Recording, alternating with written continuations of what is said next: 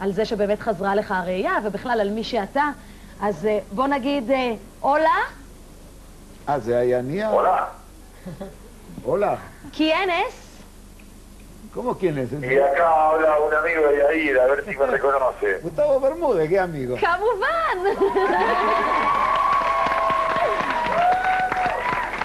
מה זה, רק על האינטונציה של ההולה הצלחת לזאת? ¿Está grabado o es en vivo?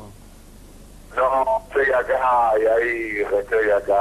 Gustavito, Me hubiese pero- gustado estar personalmente, pero por lo menos estoy acá en una comunicación telefónica para mandarte un abrazo muy, muy grande y decirte que te quiero mucho. Bueno, Gustavo, te agradezco mucho. La verdad es una sorpresa. Gustavo Bermúdez, yo también te quiero mucho. Ahora voy a traducir a la gente, porque seguramente no todos entienden lo que te estoy hablando. Y bueno, como yo sé todo de vos porque hablamos ayer, así que no te voy a preguntar demasiado. Pero gracias Pero por, bueno, quiero- por llamarme, realmente me sorprendieron.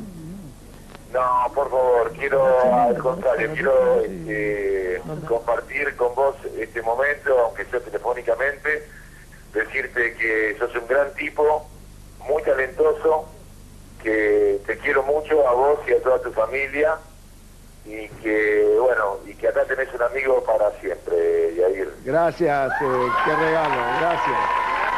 Gracias, גוסטבו. מה הוא אמר, יאיר? טוב, אני מתבייש מלהגיד, הרי הוא אמר שהוא אוהב אותי מאוד, שהוא מעריך אותי מאוד, שלדעתו הסובייקטיבית אני איש מאוד מוכשר, ושאנחנו חברים אמיתיים, ושהוא שולח דש לכל משפחתי. אני עם גוסטבו מדבר איזה פעם בשבוע לפחות, אנחנו מאוד התיידדנו בשנים האחרונות. מי שלא זוכר, רק נזכיר שגוסטבו שיחק באנטונלה וסלסטה ונאנו. גוסטבו שיחק באנטונלה וסלסטה, ועכשיו לא מזמן הוא שיחק, הוא משחק עכשיו בטלוויזיה, הרי לא בערוץ 10 מדי יום.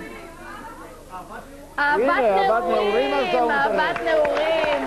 איזה מזל שאתם פה.